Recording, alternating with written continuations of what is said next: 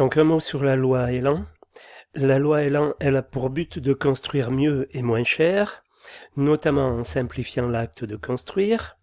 Parmi les mesures prévues par ce texte, le modulaire prend toute sa place, c'est-à-dire un bâtiment ou des constructions qu'on peut modifier en fonction des besoins des occupants, principalement pour le locatif.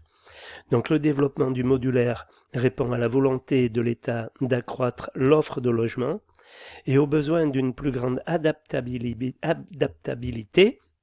et évolutivité des habitations, notamment en matière de recyclage des matériaux.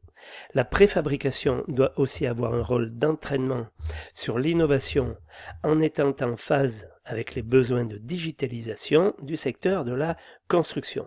Donc il y a aussi ce qu'on construit doit être également facile à déconstruire pour qu'on puisse reconstruire autre chose à moins cher. Enfin, qu'on puisse reconstruire autre chose dans les meilleures conditions de prix et de délai. Voilà.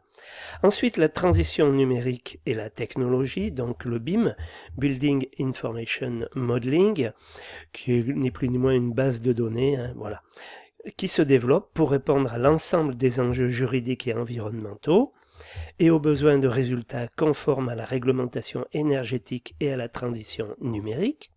Donc pour ça, fin 2014, le PNTB, Plan Transition Numérique Bâtiment, résulte de la directive votée par le Parlement européen le 15 janvier 2014 incitant fortement les États à l'utilisation d'outils électroniques tels que le BIM pour les marchés de travaux publics et les appels d'offres publics. Voilà, donc pour le moment, c'est quelque chose qui débute, mais c'est sûr, il va y en avoir de plus en plus. Donc le BIM a une incidence en matière d'organisation du travail. En principe, ça devrait simplifier les choses, du processus constructif.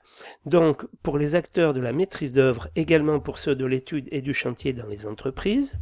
Le BIM appelle conseil en organisation sur la gestion du changement, la mise en place de logiciels spécialisés et d'un système informatique dédié, nécessitant les compétences d'une personne dédiée, comme le coordinateur BIM ou le BIM manager. Bref, le BIM génère de nouveaux métiers. Voilà, nouveaux métiers qui peuvent vous intéresser, on en parlera pendant la formation. L'analyse du travail a tenté de cerner les adaptations d'ores et déjà enclenchées par les professionnels et les adaptations prévisibles à court et moyen terme, ainsi que d'identifier les évolutions des compétences des techniciens d'études. Celle-ci a été menée par le biais notamment d'entretiens de professionnels et d'une enquête auprès de 250 entreprises. On essaie constamment de voir les besoins des entreprises, donc on les appelle quand vous allez en stage par exemple ou lorsque vous avez été embauché pour voir comment ça se passe. Dans ce contexte d'évolution multiple, porté par le réglementaire et caractérisé par la complexification de l'acte de construire, les techniciens d'études doivent prendre en compte de plus en plus de données dans leur étude et ainsi étendre leur champ de compétences. Donc vous allez être amené à vous adapter dans le futur à tout ce qui va arriver dans les années qui viennent dans le bâtiment et qui n'existe pas encore aujourd'hui, quoi. Malgré un secteur de la rénovation très porteur, on constate que les techniciens d'études doivent être polyvalents, les compétences des techniciens s'entendent en neuf comme en rénovation. On note également que ces évolutions font augmenter le niveau de recrutement des professionnels, notamment en maîtrise d'œuvre où le niveau 4 est peu reconnu. Ainsi, avec la fusion du titre de technicien maîtreur en rénovation énergétique de l'habitat,